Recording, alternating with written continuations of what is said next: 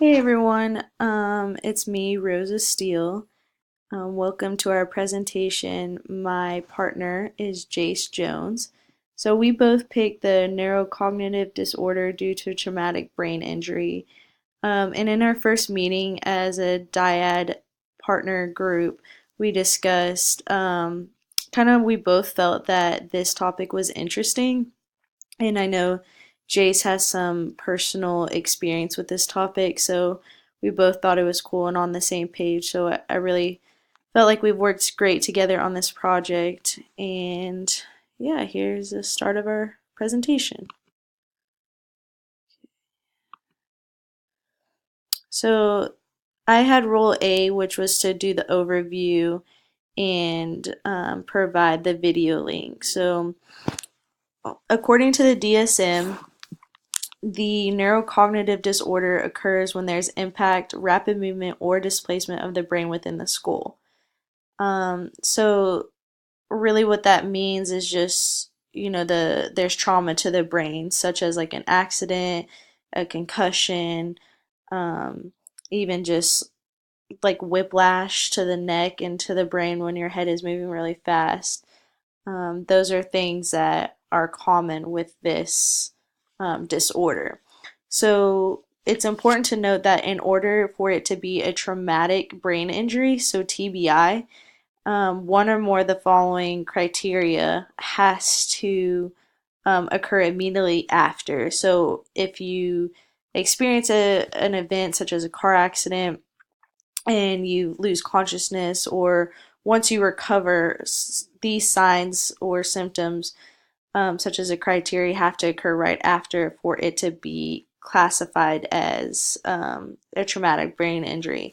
And those include loss of consciousness, post traumatic amnesia, disorientation, and confusion.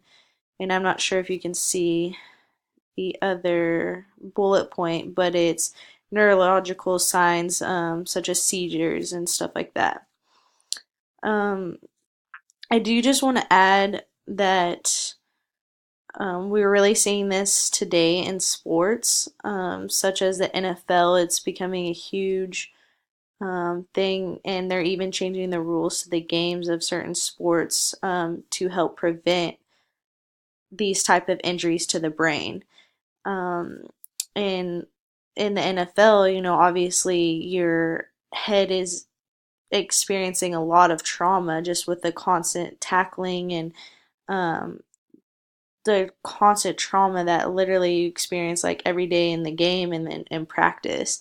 And I think it's also important to note that you don't have to lose consciousness to experience a traumatic brain injury. I know that's one of the criteria, but it doesn't always occur that way.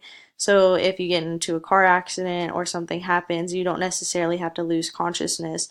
And then this also comes from concussions and stuff like that.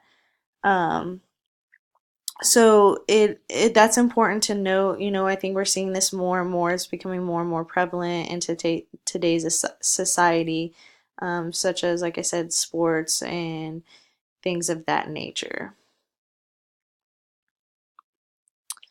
And here's the link to the video.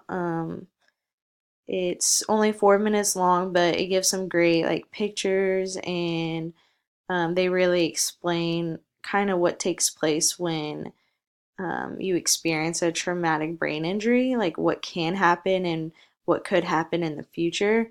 And they give great examples from the past about just a couple of stories about a guy with a knife in his head, and um, kind of what took place. And he was walking around with a knife literally in his head, and he didn't know until someone mentioned it to him. So I thought that was interesting, just because obviously, when the brain is so fragile, that something like that to happen and you can still be walking and not be impaired is pretty amazing. So there's a link if you want to check it out. That's it for my part, role A. I know Jace is about to pick it back up with his part, starting with this slide and going over the articles. he summarized and found about our condition project. All right, thanks for listening. I hope you guys enjoy, and I look forward to watching all of y'all's. Thanks.